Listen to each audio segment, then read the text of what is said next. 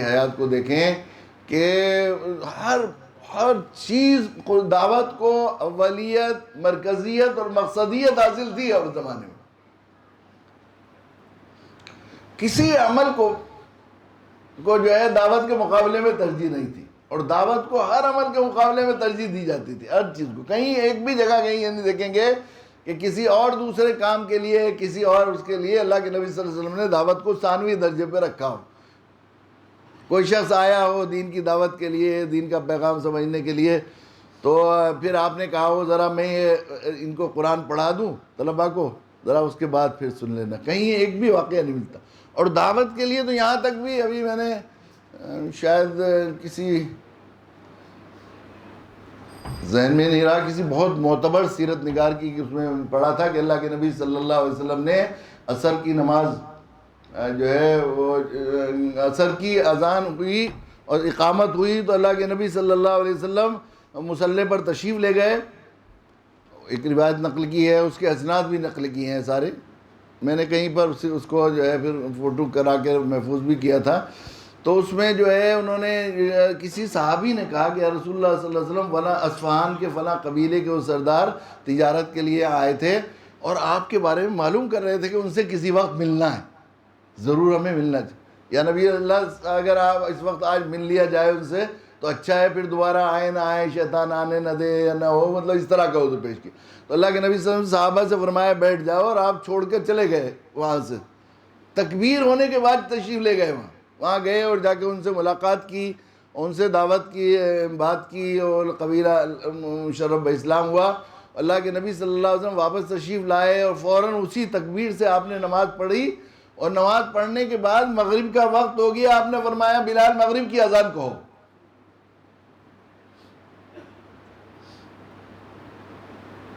دعوت کے لیے سب کچھ چھوڑ دیا. ہجرت سے ہماری تاریخ وابستہ ہے، جو ہے سن ہجری کا پیغام امت کے نام، ملت کے نام. وہ ایک میں نے مضمون لکھا تھا، اس میں یہ بات لکھی تھی کہ تاریخ ہماری ہجرت سے شروع ہوتی ہے. اور یہ ہجرت کیا ہے؟ دین کی دعوت کے لیے گھر بار سب کچھ چھوڑ دینے کا نام ہجرت ہے. حتیٰ کہ حرم میں 1,00,000 گنا نماز نیکیاں ملتی تھی، 1,00,000 گنا. مسجد نبوی تو وہاں تھی نہیں اس وقت کہ اس کے 50,000 یا 5,000 کا اجر ملتا ہو. مدینہ یثرب کہلاتا تھا، بیماریوں کا شہر تھا. یہ لوگ گزرنا وہاں سے پسند نہیں کرتے تھے کہ مشہور تھا کہ وہاں جنات اور سرات اور آسیب وغیرہ ہوتا ہے، اور وہاں مسلسل وبائی بیماریاں آتی رہتی تھی. لوگ رہنا تو رہنا، گزرنا پسند نہیں کرتے تھے. اللہ کے نبی صلی اللہ علیہ وسلم تشریف لائے اور آپ نے دعا کی تو ان مصائب سے لوگ وہاں کے نکلے. اور پھر اللہ کے نبی نے دعا کی کہ جو ہے اللہ جو مکہ میں مجھے نعمتیں دی تھی وہ اللہ یہاں سب نعمتیں دگنی دے دے. اس لیے امام مالک کا قول ایک یہ بھی ہے کہ مکہ معظمہ میں 1,00,000 گنا ثواب ملتا ہے تو مدینہ منورہ میں 2,00,000 گنا ثواب ملتا ہے، چونکہ اللہ نے دعا قبول کر لی. صحابہ نے مسجد سے آ کر اللہ کے نبی صلی اللہ علیہ وسلم نے مسجد نبوی میں خوشخبری سنائی. وہ مولانا ذکی صاحب تھے حضرت شیخ کے خلفاء میں، وہ مدینہ منورہ کی زیارات کے بہت ہی زیادہ ماہر تھے. تو وہ جگہ بتایا کرتے تھے کہ یہاں پر اللہ کے نبی صلی اللہ علیہ وسلم نے دعا کی تھی کہ اللہ مکہ میں جو مجھے نعمتیں دی تھی یہاں دگنی دے دیجئے. تو سب سے بڑی نعمت تو وہاں اجر و ثواب ہی تھا. تو جب دگنی کا وعدہ کر دیا تو اللہ تعالیٰ نے اجر و ثواب کا بھی دگنا کر دیا. اس لیے وہ ان کا ایک قول ہے. لیکن اس سے پہلے کچھ نہیں تھا، مسجد نبوی وغیرہ کچھ بھی. تو وہاں 1,00,000 گنا اجر و ثواب کو بھی اللہ کے نبی صلی اللہ علیہ وسلم وہاں دعوت کے راہیں مسدود ہوئیں اور مدینہ میں راستے کھل رہے تھے. تو اللہ کے نبی صلی اللہ علیہ وسلم نے مکہ معظمہ کی 1,00,000 گنا اجر و ثواب کو بھی ترک کر دیا، چھوڑ دیا. اس سے معلوم ہوتا ہے کہ دعوت کی کیا اہمیت رہی تھی.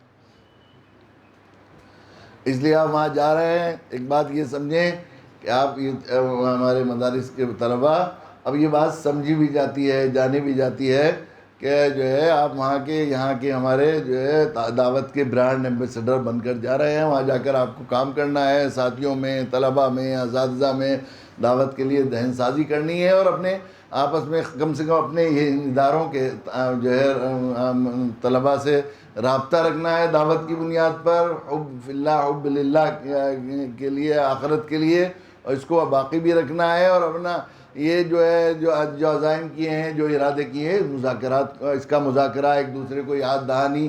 آدمی بھول جاتا ہے، کئی مرتبہ اسے ضرورت ہوتی ہے، پھر دوبارہ تازہ ہو جاتا ہے. تو ایک سی کیفیت تو آدمی کی رہتی نہیں ہے. تو آدمی یاد دہانی اور تذکیر سے اس کے اندر جو ہے وہ پھر تازگی آتی ہے عزم میں، ارادے میں، اپنے اپنے ساتھیوں میں اس کی یاد دہانی بھی کراتے جانا ہے، اور اپنا اس تعلق کو آخرت تک باقی، جنت موت تک باقی رکھنا ہے۔ اس دعوت کی بنیاد پر جو یہ رشتہ ہے طلباء سے، مدارس، اپنے اساتذہ سے، اس کو جو ہے اس تک باقی رکھنا ہے۔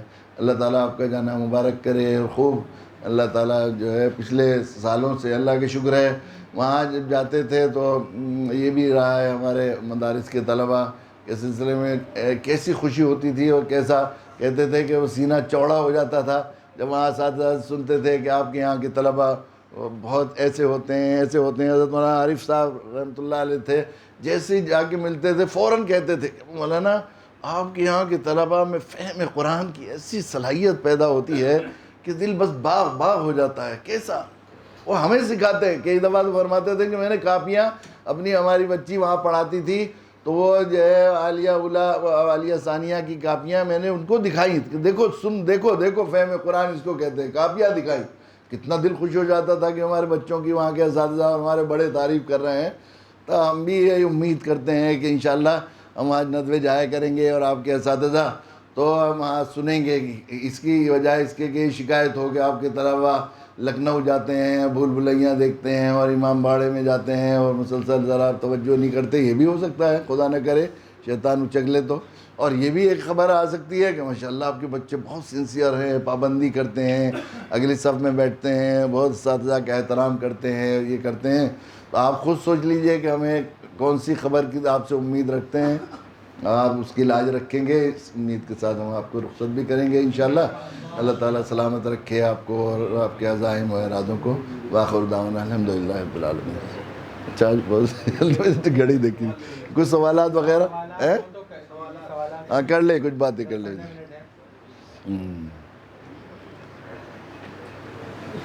وہ اذان ہوئی تو مجھے خیال رہا اس کا اذان دے دی۔ چلے یہ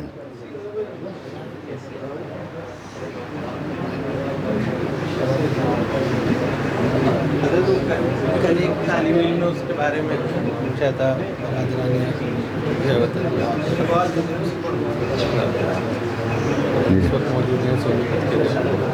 چلے گئے وہ ہیں۔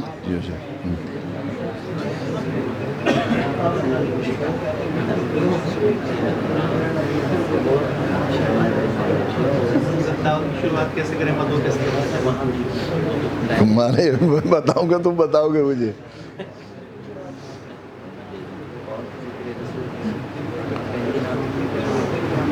ان کے سوال ہونے دو گے، اپنی جگہ کریں گے تو کوئی۔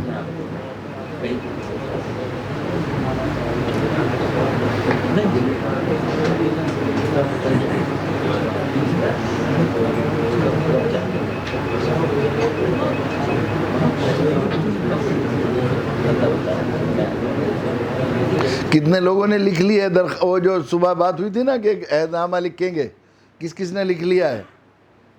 ابھی اوروں نے نہیں لکھا، کس لیے، کیا وجہ ہوئی؟ آج لکھ لیں گے رات سے پہلے، سونے سے پہلے انشاءاللہ لکھ کے جی بہت اچھا لکھیں گے۔ اچھا وہ ذرا یہ تو بتائیں کس کم سے کم ادھر سے ایک طرف سے جو ہے، یہ تو مولانا آگے بیٹھے ہوئے تو میں سوچ رہا تھا آپ تو تھے نہیں نا دوپہر، تو مولانا عبدالواجد صاحب، مولانا عابد آپ نے بھی کسی ملک کی نیت کی تھی کہ نہیں، یا آپ نے سوچا کہ یہ تو طلباء کے لیے بات ہو رہی ہے؟ آپ نے کسی ملک کی نیت کی تھی؟ کون سے ملک کی؟ انڈیا کی۔ تو انڈیا میں سے تو کسی صوبے کی نیت کرنی تھی، کون سا اسٹیٹ میں کام کریں گے آپ؟ یو پی کا ارادہ کیا، تو ایک ملک بھی منتخب کرنا تھا، گود لینا تھا، گود لینا اس کو کہیے، سمجھیے تو گود لینا ہے۔ اچھا ٹھیک ہے، ملک میں رہیں گے نہیں، ٹھیک۔ ہاں آپ نے کون سے ملک کی نیت کی ہے، ذرا پوچھیں، کون سے ملک کی نیت کی ہے آپ نے ارادہ؟ کیوں نہیں کی ابھی تک؟ پھر لکھیں گے کیسے آپ ہیں؟ تو یو پی اسٹیٹ تو کیا ہے، لیکن دنیا کے کسی ایک ملک کی بھی نیت کرنی تھی نا، اسے گود لینا ہے تو رات سے پہلے کرنا، لکھنا ہے نا آپ کو۔ یہ سمجھے نہیں تھے آپ حضرات، اس کا مطلب میری بات سمجھے نہیں۔ کوئی دیہات مولانا سے وضاحت کروانی چاہیے تھی واقعی وہ۔ جی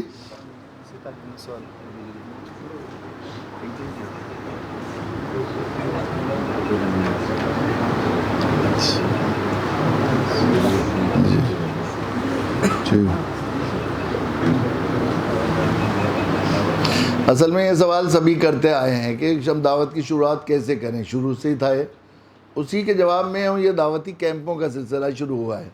اصل میں انسان کا مزاج یہ ہے کہ اگر آپ کو ڈرائیونگ کرنی ہے تو اگر اسکول میں بیٹھ کر یا بورڈ پر آپ کو پی ایچ ڈی کرا دی جائے ڈرائیونگ کی تو آپ ڈرائیونگ کر نہیں سکتے.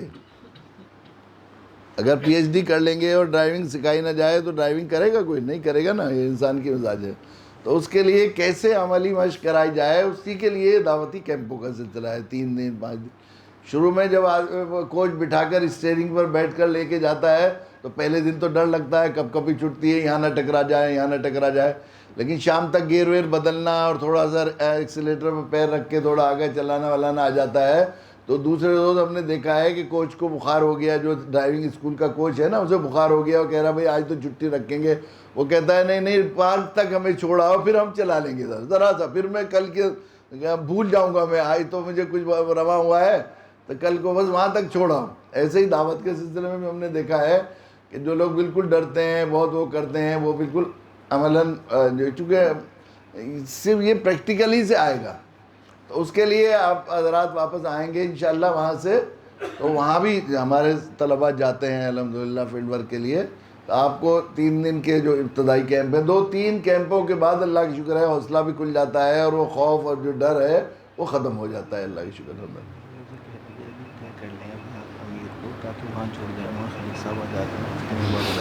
ہاں ٹھیک, کل کر لیں گے بات.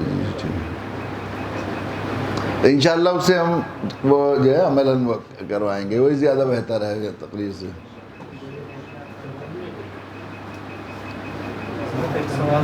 بھی